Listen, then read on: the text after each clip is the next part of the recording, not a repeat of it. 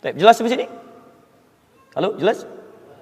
Belum saya terangkan, bagaimana bisa jelas? Belum saya terangkan. Kalau sudah jelas saya selesai gitu kan? Baik. Apa itu qarin? Qarin itu asalnya dari kata al-qarnu. Sesuatu yang menempel lekat. Sesuatu yang menempel lekat. Al-qarnu. Ya, tanduk kerbau itu disebut dengan qarnun. Qarnul jamus. Qarnun, nempel dia. Ya. Kalau ada teman yang selalu lekat, memberikan pengaruh gitu kan, sampai nempel betul, nggak mau terpisahkan, taib, itu kemudian berubah katanya dari qarnun menjadi qarinun.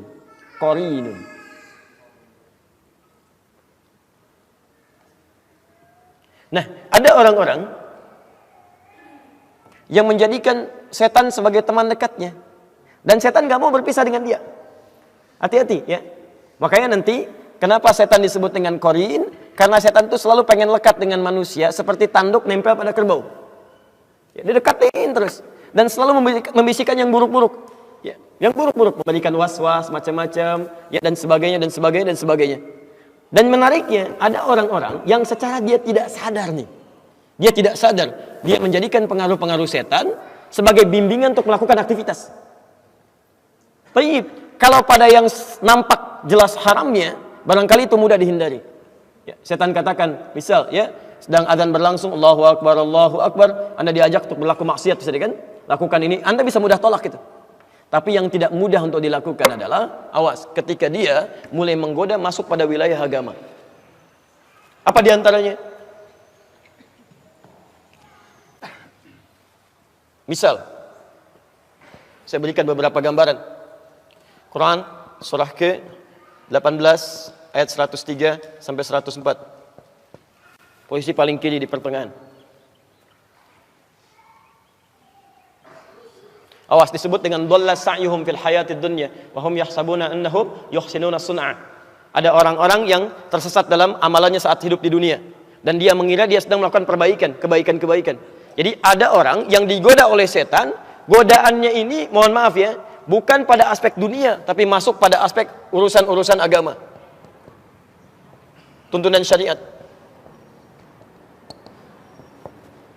Misal, ya, Anda didorong untuk umrah berkali-kali, haji berkali-kali misalnya kan, padahal di sekitaran Anda ada orang-orang yang sangat membutuhkan, ya, ada orang fakir yang kehilangan mata pencahariannya, ada orang yang putus sekolah, ada macam-macam, bahkan Allah tempatkan Anda di lingkungan yang memang butuh perhatian.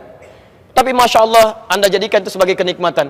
Berangkat lagi, kasih cerita lagi. Sementara di sekitaran Anda sangat mengharapkan dan berdoa kepada Allah. Ya Allah, mudah-mudahan si fulan perhatikan saya. Hati-hati. Bila terjadi seperti demikian, orang-orang yang gemar melakukan ibadah dengan kesenangan dan lupa dengan sekitaran sebagai prioritas, itu bagian dari godaan setan. Hati-hati. Jangan-jangan antum sibuk umrah, sibuk haji hanya untuk kesenangan aja. Berangkat lagi ya. Itu setan sudah masuk. Termasuk menanamkan perselisihan, perpecahan, dan sebagainya. Ya, bahkan Nabi sampai mengingatkan, jangan sampai ada orang belajar, siapapun, orang yang belajar, man ta'allama ilman, siapa yang mempelajari satu ilmu, ya, la yuridu bihi, dia tidak meniatkan untuk pencariannya ini, ya, li ghairi wajhillah, selain kepada ridha Allah Subhanahu wa taala. Ya. Apa diantaranya? Ada yang belajar untuk mendebat orang lain, ada yang belajar untuk menjadikan dirinya hebat, ada yang belajar untuk dikenal, ada yang belajar untuk dinilai sebagai seorang alim. Kata Nabi, la yashtamu raihatal jannah, dia tidak akan pernah mencium bau surga. Hati-hati. Tidak sedikit orang-orang belajar hanya sekedar untuk menampakkan, nih saya yang paling hebat dibanding dengan yang lainnya. Termasuk para ustadz juga, Anda harus sering doakan. Apa Anda kira mudah jadi ustadz? Tidak. Riaknya mungkin ada di situ. Ingin banyak dikenal dengan jamaahnya, tidak ingin terpisah dengan jamaahnya, tidak ingin kehilangan jamaahnya, tidak ingin kehilangan popularitas. Itu tidak mudah. Makanya Nabi ketika akan berdakwah, yang turun pertama itu ayat dakwah, fikih dakwah dulu. Silakan lihat begitu turun surah Al-Mudaththir itu. Lihat di asbabul wurudnya, asbabul wurud hadisnya, asbabun nuzul ayatnya. Ada di hadis Al-Bukhari, nomor hadis yang keempat, posisi paling kanan sampai dengan kiri ke sebelah atas, dari Jabir bin Abdullah. Ketika turun Quran surah Al-Mudaththir itu. Ya ayyuhal mudaththir, hei yang sedang berselimut, ya, Masya Allah, qum fa'anzir, sekarang mulai berikan peringatan. Apa kaidahnya? Wa rabbaka fakabbir, niatkan tulus untuk mengesahkan Allah, bukan yang lain. Ini artinya apa? Tidak sedikit orang-orang pendakwah yang ketika dia berdakwah niatnya bukan karena Allah, mungkin karena yang lain. Wa thiyabaka fatahhir, perbaiki penampilan. Wa rujza fahzur, hindarkan kata-kata yang buruk, yang kotor. Ya, betapa banyak orang-orang berdakwah menggunakan kalimat-kalimat kotor. Ada yang jorok, ada yang mengarang ceritanya untuk membuat orang lain tertawa. Tidak sedikit yang menjauhkan dari Allah. Semua agama itu sama, menuju pada Tuhan yang sama. Masya Allah, Nabi berjuang lebih daripada 20 tahun berjuang untuk menegakkan kalimat tauhid, untuk membedakan ini Allah, ini bukan, ini yang layak untuk disembah, ini dijauhi. Tiba-tiba datang orang membawa gelar tertentu, ya menyebut dirinya ustadz, macam-macam, mengatakan semua agama sama. Bahkan ada yang masuk ke tempat ibadah orang lain mencela saudaranya semuslim, mengatakan ini keindahan Islam. Anda siapa sebetulnya? Ini kan aneh. Ini keindahan Islam tapi mencela saudaranya di tempat ibadah orang lain. Kurang sehat barangkali orang itu. Terlampau lelah mungkin. Jadi ada yang salah teman-teman, ada yang keliru gitu kan.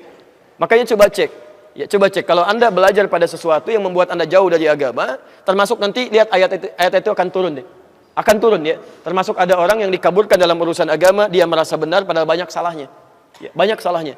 Saya berikan gambaran sederhana ya.